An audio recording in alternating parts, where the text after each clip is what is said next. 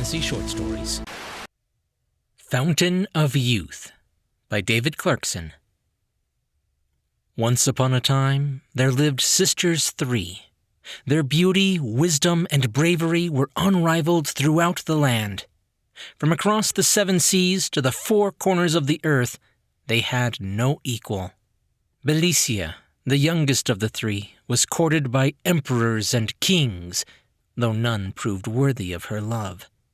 It was said her beauty could soften the toughest heart and inspire the bluntest mind. She was a priceless jewel, too pure for any crown. Ingenia, the middle sibling, was the most learned. Her inventions helped the kingdom to prosper, surpassing the scientific prowess of its neighbors by decades, if not centuries. Wise men came from far and wide to study under her tutelage. Then there was Bravia, the eldest and the boldest. There was no weapon she could not master, no beast she could not tame. To Bravia, life was but a game, and there was no challenge that could not be overcome. Many tried, but no warrior could match her steel or best her arrow. These maidens did, however, possess an enemy that could not be seduced, outwitted, or conquered. A persistent, unshakable nemesis. The most unforgivable opponent of all. Time. As years passed by, so too did life's seasons. From the boundless energy of spring, through the giddy wonder of summer, into the quiet contentment of autumn, before finally arriving at the desolate shores of winter. With the days ahead numbering far fewer than the days behind, hope turned to sorrow, and their beauty, along with their minds and their strength, began to fade. Refusing to yield to the shadow of the setting sun, the sisters dedicated what time they had left to finding a way to evade death's inevitable approach. Legend told of a well at the end of the earth whose waters had the power to grant eternal life. For centuries, men and women had searched for this mythical spring. Ever so slowly, clues were obtained and secrets uncovered, just waiting to be pieced together to reveal the location of this magical place. The sisters were the first to make sense of the legends, to decipher the puzzles, and to piece together a map. Their considerable talents and charms had helped them amass great wealth over the course of their lives. Wealth they used to charter a voyage capable of taking them to the place where age became youth, old became new, and endings gave way to new beginnings.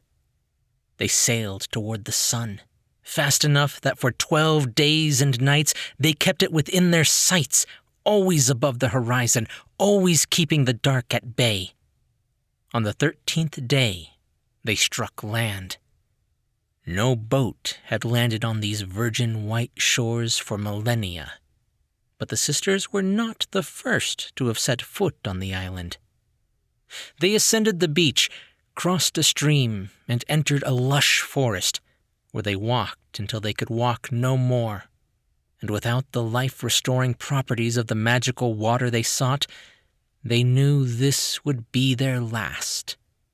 The sisters sat, depleted and defeated, bereft of health and hope, when amidst the serenity of the forest, they heard the soft, inviting trickle of flowing water.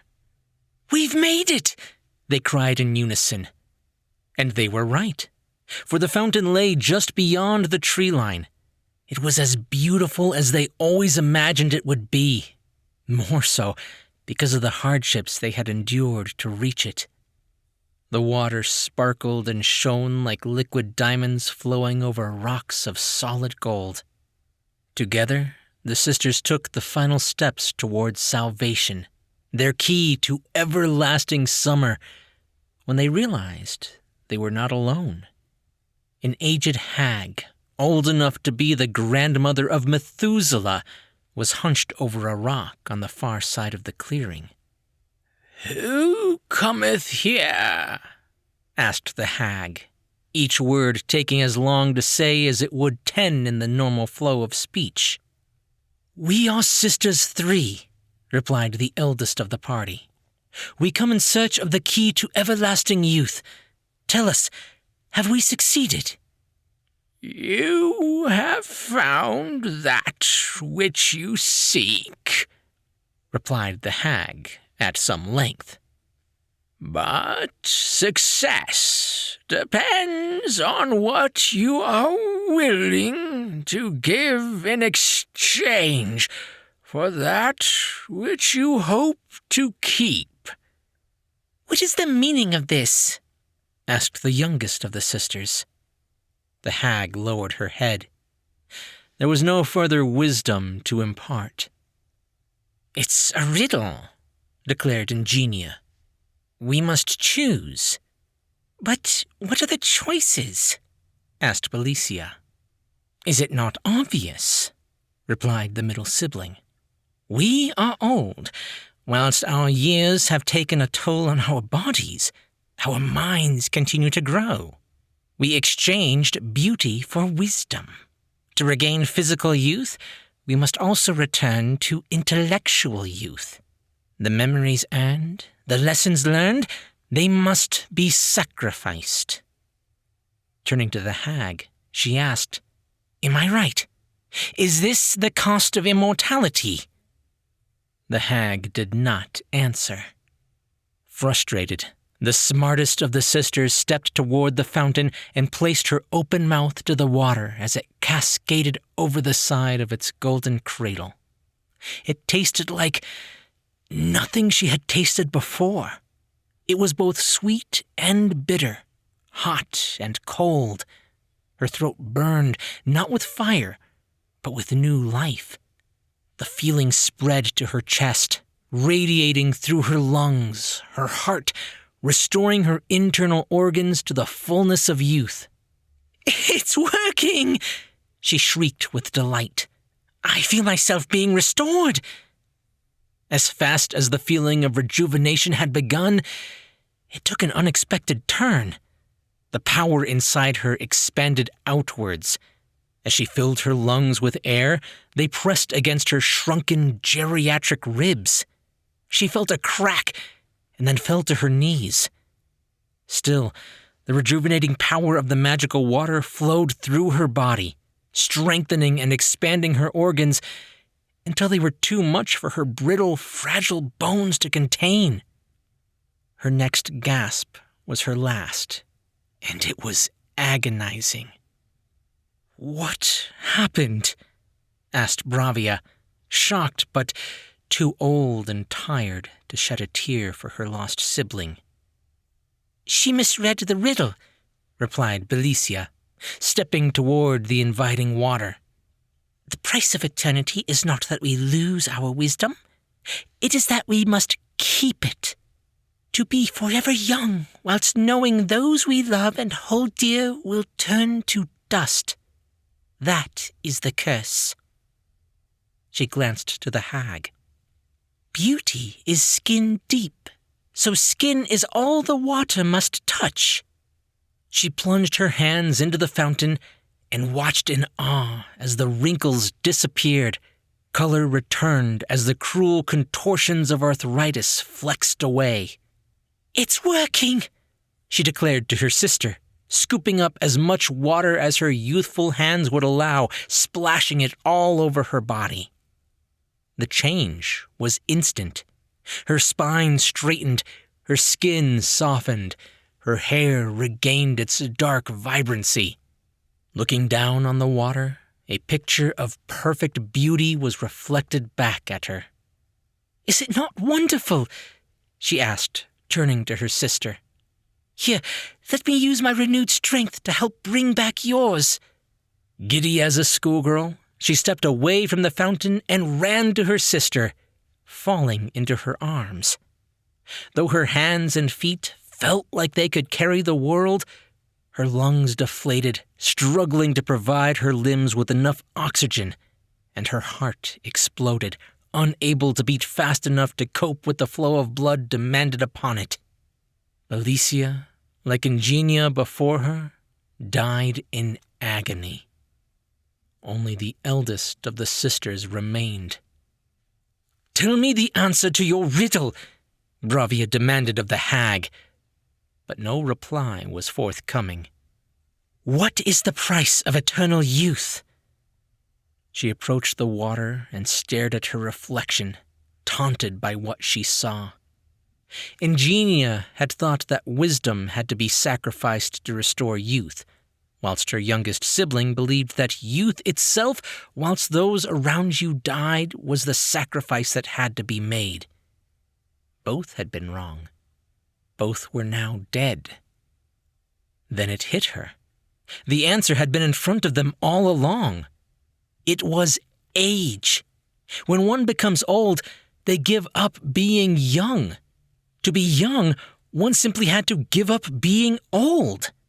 Such a riddle, so simple yet so cruel. "I have your answer," she told the hag.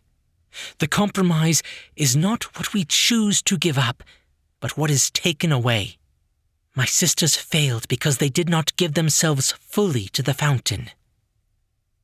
The hag remained unmoved as the oldest and the bravest of the sisters climbed onto the side of the fountain. Then, with her eyes closed and a hand over her heart, she stepped forward, plunging her entire body into the elixir of life.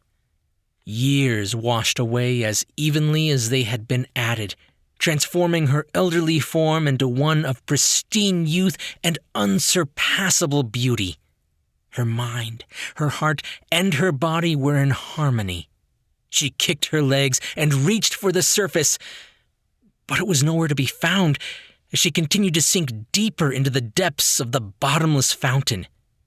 Her arms and legs were strong, but the pull of the water was stronger. With her newly restored lungs, she was able to take a deep breath, which she held for as long as she could. But it was not long enough. Like her sisters, Bravia finally succumbed to the eternal sleep of death. At the edge of the clearing, the hag turned her face toward the sky. It was midday, and the sun was nearing its highest point. A ray of pure light broke through the trees and hit the surface of the fountain. Steam formed where the sun rays touched the magical water, radiating outwards, carried on the breeze. The hag inhaled deeply as the ephemeral mist washed over her. The change was slight, but it was all that was needed. One more day. Tomorrow she would be back again, and the day after that. For that is the true price of immortality, and it is one that all must pay, whether one lives for 10 years or 110. There is no escaping it. The rule that even those who live forever cannot break. One day at a time.